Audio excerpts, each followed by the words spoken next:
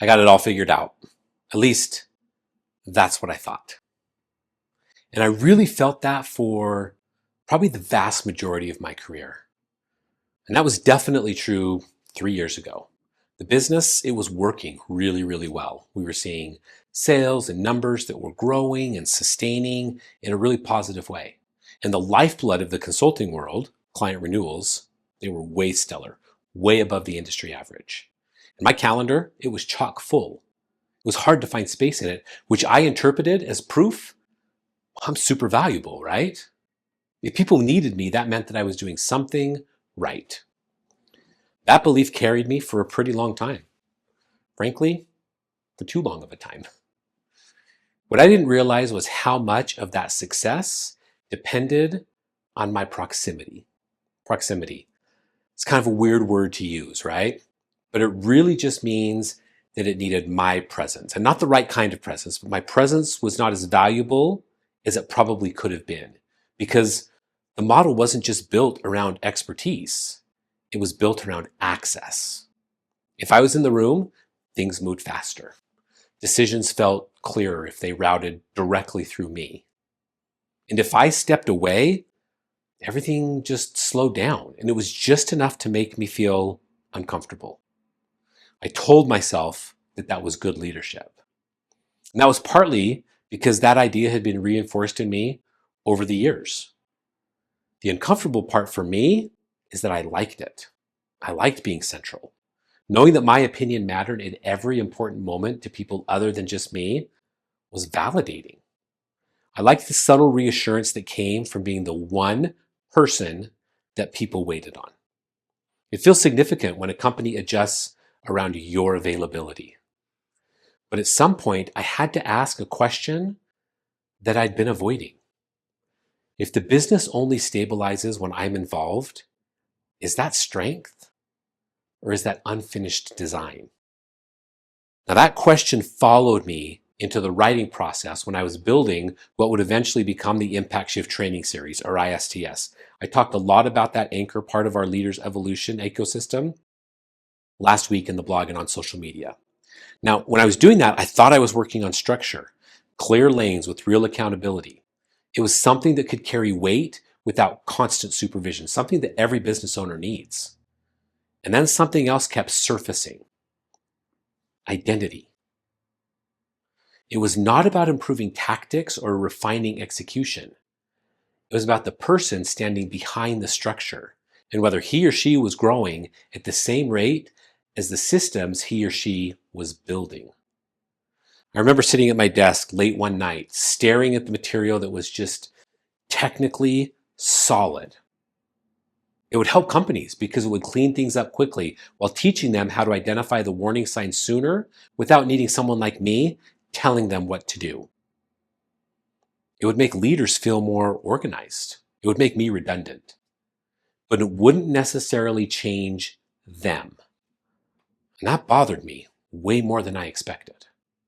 I had built a career around installing clarity while still leaving the leader mostly intact. If they improved, it was just incremental. The deeper parts rarely got touched, if ever. And that approach made a lot of financial sense. It also allowed me to stay the hero in the room, which made a lot of emotional sense to me. Now, when WaveMaker began to take shape, I knew that it was going to cost me something. Not in theory, but in the best way, in practice. The old pricing model was super clean. High retainers meant more cash flow. And fewer clients means that you can focus more on the individual. But really, it means less bandwidth spent on clients. And that led to predictable income. It's what everybody wants, right?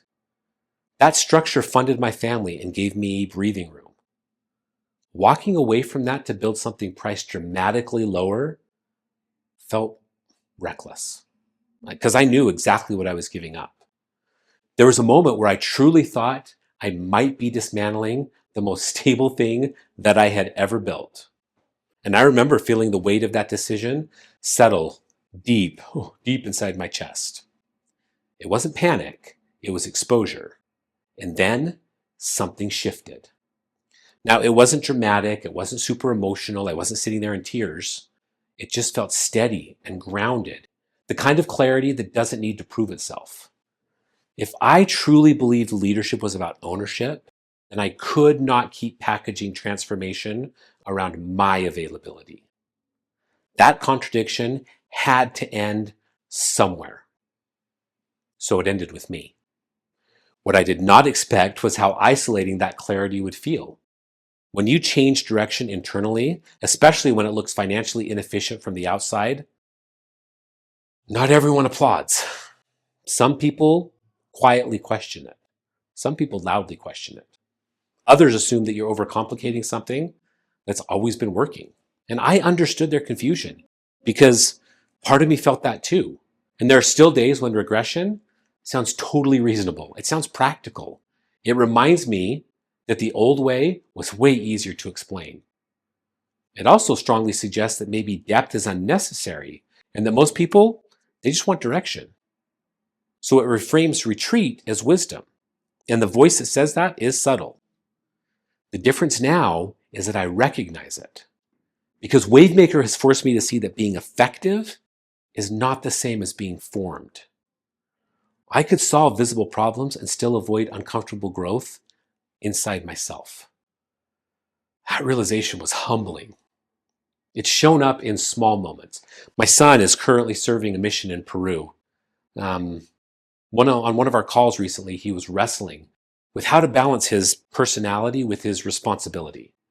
The old version of me would have given him a step-by-step plan. It would have outlined exactly how to reconcile it, and it made me feel proud of my clarity. But instead, I asked questions and gently told him what I saw in him. It was important to me that I trusted what was already inside those divine seeds of greatness. And staying quiet, it felt way harder than actually instructing him. That conversation revealed something to me. It's easier to provide answers than it is to cultivate ownership. WaveMaker is not about becoming more impressive. It's about becoming more honest. It forces you to examine what actually motivates you, to notice where ego quietly hides, and to confront whether your structure encouraged dependency or maturity. I don't feel more dramatic than I did a few years ago. I might be, but I definitely feel steadier. I'm less interested in being admired. I'm more interested in being aligned. That alignment, it's cost me comfort. It's cost me simplicity. It cost me a partner. And it's forced me to let go of a version of myself that looked strong, but relied heavily on relevance. I don't regret the loss because something else has replaced it. When your structure begins to reflect your convictions, something steadier forms at your core. You no longer need constant reinforcement to feel secure. You can step back without feeling erased because your identity is not tied to constant involvement. If you sense that you're being invited into something deeper as a leader, resist the urge to turn it into a tactic immediately. Just sit with it.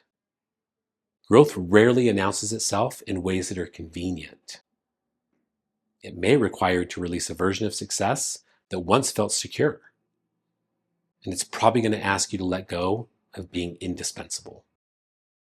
What it gives back is harder to measure and far, far more durable. WaveMaker did not make me louder. It made me truer. And that has changed everything.